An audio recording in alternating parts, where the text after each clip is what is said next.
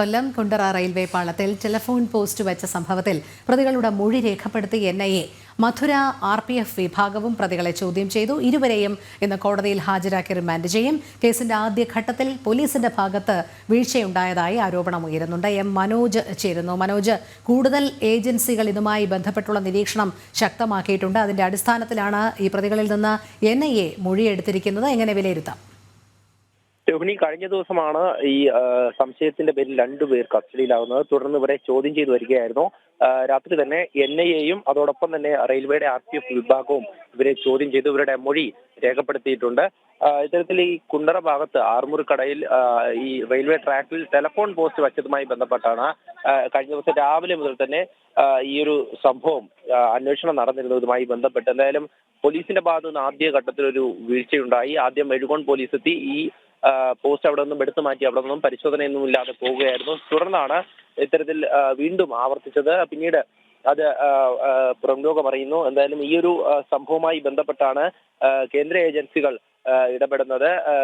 NIA ഇപ്പോൾ പ്രതികളുടെ മൊഴി രേഖപ്പെടുത്തിയിട്ടുണ്ട്. ഇവരുടെ അറസ്റ്റ് രേഖപ്പെടുത്തി ഇന്ന് തന്നെ കോടതിയിൽ ഹാജരാക്കുമെന്നാണ് ലഭിച്ചിരിക്കുന്ന വിവരം. എന്തായാലും ഇവരെ പോലീസ് വീണ്ടും കസ്റ്റഡിയിൽ വാങ്ങി ചോദ്യം ചെയ്യുമെന്നും അറിയിച്ചിട്ടുണ്ട്.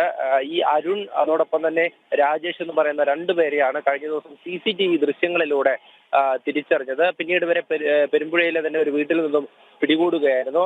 കഴിഞ്ഞ 2 ദിവസമായി ഇവർ ഈ പരിസരത്തൊക്കെ ഉണ്ടായിരുന്നു എന്നാണ് പോലീസിന്റെ നിഗമനം. എന്തായാലും ഈ രണ്ടുപേരെയും NIA ഉദ്യോഗസ്ഥരും അതോടൊപ്പം തന്നെ RPFന്റെ മധുര വിഭാഗവുമാണ് കഴിഞ്ഞ ദിവസം ചോദ്യം ചെയ്തത്. അതോടൊപ്പം തന്നെ പോലീസിന്റെ സ്പെഷ്യൽ ബ്രാഞ്ചും അതോടൊപ്പം മറ്റ് വിഭാഗങ്ങളും കാര്യമായി തന്നെ ചോദ്യം ചെയ്യുന്നുണ്ട്. എന്താണ് ഇവരുടെ ഉദ്ദേശം എന്നുള്ളതാണ് അറിയേണ്ടത്. എന്തായാലും അത് NIA ഉദ്യോഗസ്ഥരൊക്കെ കൃത്യമായും ഇവരുടെ മൊഴി രേഖപ്പെടുത്തിയിട്ടുണ്ടെന്നാണ് അറിയിച്ചിട്ടുള്ളത്.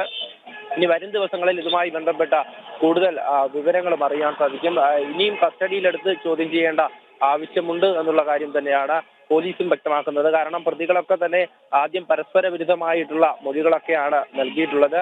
എങ്കിലും ഇവരെന്തിനു വേണ്ടിയാണ് ചെയ്തിട്ടുള്ളത് എന്നതിൽ പോലീസും കഴിഞ്ഞ ദിവസം അത് വ്യക്തമായി മറുപടി തരുന്നില്ല. അതോടൊപ്പം തന്നെ ഈ അട്ടിമറി സാധ്യതയും തള്ളിക്കളയാൻ സാധിക്കില്ല.